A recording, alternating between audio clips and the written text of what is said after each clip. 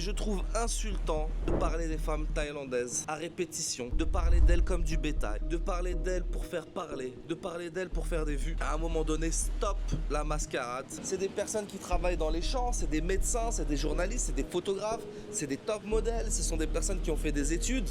Donc il y a un moment donné où ça me casse les pieds de voir que ça sur les réseaux sociaux et de parler de ça de façon décomplexée, comme si c'était normal, de se dire je me tape 2-3 nanas, tu tapes 2-3 nanas qui sont dans des conditions de vie dégueulasses.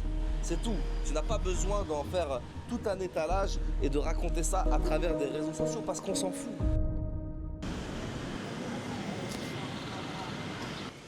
Sawadee-Cap les amis, j'espère que vous allez tous très bien. Bienvenue pour cette émission de Mathieu San. Pattaya. Aujourd'hui, je suis à Pattaya, l'un des endroits en Thaïlande où il y a le plus de filles qui travaillent. Voilà, pour être plus explicite que ça, on ne peut pas faire mieux. Aujourd'hui, je vais parler de ces prostituts cons. J'en avais fait un poème. La femme a une place sacrée dans la société et elle est souvent désignée par le mot Maesriruan, ce qui signifie dévouée à la famille et au foyer. Mais je me suis dit, pourquoi pas faire une vidéo YouTube? Ça serait plus simple, vu qu'aujourd'hui je dois faire un projet vidéo pour rencontrer Olivia, la professeure préférée des Thaïlandais, pour faire un retour sur un parcours presque parfait, j'ai envie de vous dire. Et bien voilà, je suis pas loin parce que j'ai rencontré aussi une autre personne hier. Et là au petit réveil, je me dis allez, partons dans un freestyle où on va parler un petit peu de ces mecs, ces Français qui parlent à tout va, des femmes en Thaïlande. Alors ils parlent d'elles non pas pour dire de belles choses, faire les éloges de la femme thaïlandaise, faire des éloges des 23 millions de femmes qui travaillent, qui se lèvent au petit matin, qui se lèvent le matin tôt et rentrent tard le soir. Non, ils vont parler simplement des femmes thaïlandaises qui travaillent dans les bars. Alors certains vont essayer de vous émouvoir en vous parlant de leur parcours de vie ultra difficile, qu'elles font cela par nécessité pour nourrir et subvenir à toute leur famille, à leurs parents, grands-parents, arrière-grands-parents, leurs cousins éloignés, leurs cousins germains. Et puis d'autres vont utiliser aussi ce prétexte, mais pas de la même manière, encore un petit peu plus trash, de manière un peu plus trash. On va dire tout simplement qu'ils parlent des femmes comme des produits McDonald's. Toutes ces personnes qui essayent de vous émouvoir avec leurs grandes histoires et au final, ils se servent de la femme thaïlandaise tout simplement pour promouvoir leur propre réseau social.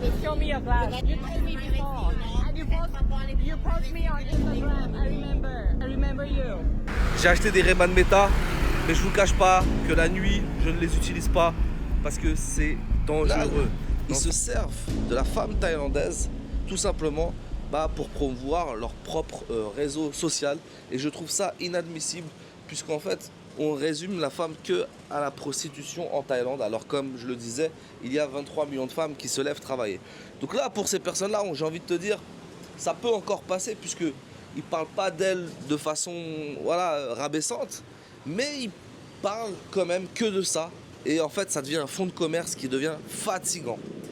Puis après, on a l'autre catégorie de personnes. L'autre catégorie de personnes, c'est ceux qui vraiment, essayent de s'affirmer en tant que masculin, en tant qu'homme alpha, alors que dans la vraie vie de tous les jours, tu les tires, tu les prends là comme des petites marionnettes, tu les mets en Europe et tu leur demandes, vas-y, va choper le numéro. La meuf va lui dire, casse-toi, tu pues, t'es vraiment moche. Et ici, ils se permettent de profiter de la misère sociale et de parler comme si c'était des grands seigneurs, des hommes puissants, en disant aujourd'hui je me suis tapé 2, 3, 4 meufs et au final c'est encore plus rabaissant. Donc c'est pour ça que je me suis dit vu que je suis à Pattaya, parlons-en. J'en parle ici non pas parce que c'est quelque chose de grave, mais ça fait partie d'une des choses qu'on retrouve maintenant sur les réseaux sociaux. Donc ça veut dire du contenu poubelle. On n'a plus que ça. Ça veut dire des histoires, des dramas. J'ai l'impression des fois d'être dans le Jerry Springer Show où on voit des comédiens nous raconter n'importe quoi sur ce pays-là. Et c'est toujours cette vision de Français nombrilistes qui essaye de s'imaginer qu'il avait une importance dans un pays où il y avait 70 millions de personnes. Et nous, la communauté française, que ce soit expatriés ou en tant que touristes, on n'est qu'une dizaine de milliers. Et donc ça me fait toujours rire de voir ça. Mais voilà, il est important de faire ce genre de vidéo-là pour justement rappeler qu'on est tout petit dans ce bled-là, qu'on est accueilli très bien, que les gens sont respectueux, que les gens sont calmes. T'as juste à faire un petit aller-retour, tu peux aller n'importe où, Belgique, France, Espagne, où tu veux, les gens s'énervent pour un oui, pour un non, tu n'auras jamais le même accueil que tu reçois ici en Thaïlande. Et je trouve insultant de parler des femmes thaïlandaises de cette façon-là, à répétition, de parler d'elles comme du bétail, de parler d'elles pour faire parler, de parler d'elles pour faire des vues. À un moment donné, stop la mascarade, allez nous montrer d'autres choses que la misère sociale. Moi, hier soir, j'étais en train de faire quelques stories, hein, j'étais en bas de la rue, là, je vous cache pas les gars, j'ai dû en faire, allez, j'ai fait peut-être 10 allers-retours comme ça, toute la journée, toute la soirée pour faire des stories. Voilà, en ce moment je fais des stories sur TikTok et je vous cache pas les gars, je n'ai vu que de la misère sociale. Donc il était tard, j'étais un peu, vous voyez à mon visage, j'arrivais pas à dormir, j'ai marché et c'est vrai que quand tu marches dans ces rues là et que t'as pas bu un coup, bah ça fait un petit peu flipper dans le sens où tu dis waouh, quelle misère sociale. Mais dans quelle misère sociale elles sont et pourquoi en rajouter une couche? Pourquoi en rajouter une couche à tout le temps parler d'elles? Parce que les personnes qui vont arriver en Thaïlande, qui n'ont jamais vécu le pays, moi qui fais cette vidéo, je dois montrer la vérité. Les femmes thaïlandaises, ce n'est pas que la prostitution. Les femmes thaïlandaises, c'est des petites femmes comme ici, là, comme on peut voir juste en bas, avec sa petite roulotte, qui vend ses barbecues. Et là, tu vois, il y en a de tout. Toute la rue, là, ça commence de ce côté-là. C'est des personnes qui travaillent dans les champs, c'est des médecins, c'est des journalistes, c'est des photographes, c'est des top modèles, ce sont des personnes qui ont fait des études. Donc il y a un moment donné où ça me casse les pieds de voir que ça sur les réseaux sociaux et de parler de ça de façon décomplexée, comme si c'était normal, de se dire je me tape 2-3 nanas, tu te tapes 2-3 nanas qui sont dans des conditions de vie dégueulasses. C'est tout. Tu n'as pas besoin d'en faire tout un étalage et de raconter ça à travers des réseaux sociaux parce qu'on s'en fout. Tout le monde le sait. Tout le monde le sait et il n'y a rien de mal à se dire je viens dans un endroit où c'est réputé pour faire la fête. Je ne jugerai pas ces personnes-là parce que moi-même j'ai déjà fait la fête tout en évitant d'aller vers ces filles et plus en recherchant justement des américaines ou quand j'étais célibataire ou des étrangères en tant que touriste, rechercher des touristes. Mais je me suis jamais dit il faut que j'aille me taper des thaïlandaises parce que voilà c'est la facilité. Donc à un moment donné les gars, réveillez-vous. Ouvrez les yeux dans ce que vous faites, dans votre comportement, parce qu'au final, vous montrez une mauvaise image, mais la seule mauvaise image que vous renvoyez, c'est envers vous-même. Parce que ces filles-là, on le sait tous, elles n'ont pas choisi d'être comme ça, dans cette situation-là. Moi, comme je l'ai dit hier dans la rue, en long, en large, ça m'a fait mal au cœur de voir que, en plus des filles qui, on va dire, lambda, il y a des filles, il y a des personnes qui ont des troubles mentaux, ça se voit. Donc laissez-les déjà à leur place, on n'a pas besoin de les exposer. Et allez, prenez un petit billet de bus là, à Pattaya North, à la station de bus, montez dans les campagnes, montez au centre-ville de Bangkok, allez voir les femmes qui ont de l'éducation, parce que c'est 23 millions de femmes. Et donc c'est pour ça que j'ai fait cette vidéo matinale, tout simplement pour faire un rappel. Non pas pour juger, parce que c'est pas le but. Vous savez, vous me connaissez maintenant. Vous m'avez connu avec des vlogs, avec des stories sympas avec ma petite femme. Cette époque-là, de temps en temps, il y en aura des petits vlogs, des petites stories rigolotes. Mais voilà, le big boss de la Thaïlande a choisi un petit peu de donner son avis sur ce qui se passait parce que les réseaux sociaux ont rendu fou la tête de certaines personnes. Et il est bien de remettre les choses dans leur place. Ne faites pas n'importe quoi pour des vues, ne faites pas n'importe quoi pour vous exposer, pour attirer l'attention, parce que vous diffusez des images qui sont très négatives d'un pays qui vous accueille comme jamais on vous a accueilli et comme nous, on ne serait même pas capable de les accueillir comme ça si les Thaïlandais venaient en masse en France.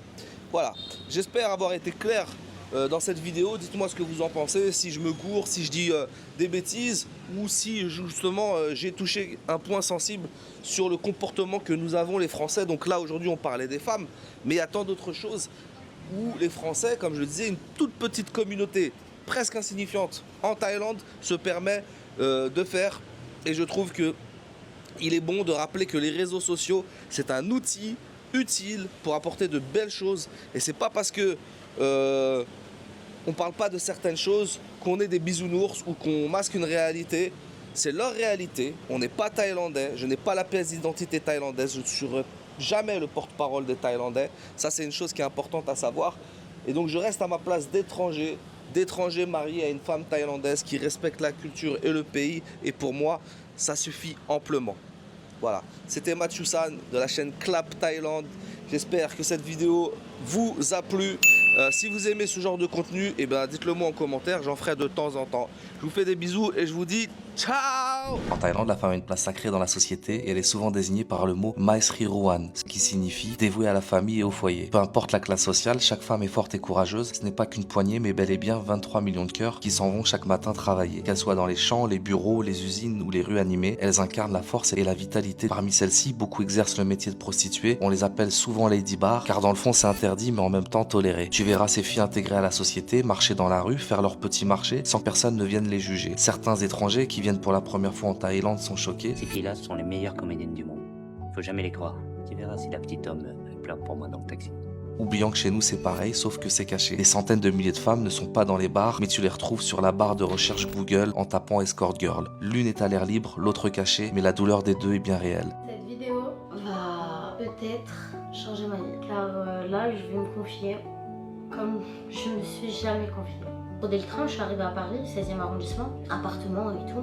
Bam, premier client, deuxième client. 10 000 km qui les séparent et la même douleur qui s'empare. Souvent, cette visibilité fait mal au cœur pour les étrangers et ils s'improvisent un peu sauveurs. Bien que cette démarche aille à leur honneur, à cause d'eux, on résume souvent les femmes de ce pays qu'à ça. La Thaïlande n'attend pas que le pharaon vienne la sauver. Ils parlent à tout va de prostitution. Ils ont l'air bien gentils mais tellement cons, je les appelle les prostituts cons. Chaque année, on peut retrouver un nouveau prostitut con. Pleurer pour des femmes au bout du monde en Thaïlande, mais aucune larme pour celle de sa propre nation. On parle souvent de justice à deux vitesses. Ici, c'est pareil. Le bobo pharaon pleure sur le sort des femmes thaïlandaises, mais reste amnésique face à la tristesse des femmes françaises. J'appelle ça des larmes à deux vitesses. Les Thaïlandais l'ont déjà dit, ils n'aiment pas perdre la face, ils n'aiment pas non plus qu'on parle à leur place. Car résumer le pays aux filles de bar, c'est oublier les 23 millions de femmes qui se lèvent tôt et rentrent tard. Et chaque année c'est la même, condamner la Thaïlande à un seul cliché, oublier son histoire, refuser de voir sa réalité dans sa complexité. Oui, il y a de la misère, oui, il y a des larmes, mais ces larmes-là leur appartiennent, pas à toi, pas à moi, pas à nous. Alors je, tu, nous, pensons avec intelligence du cœur et non pas avec l'algorithme du pleur. Alors sans vouloir te juger, laisse-les vivre et avancer dans un monde bouddhisme où rien n'est figé. Arrête de parler pour elles, car comme on dit chez moi, il vaut mieux remuer la merde que de remuer la peine. Alors si toi aussi tu penses que le plus important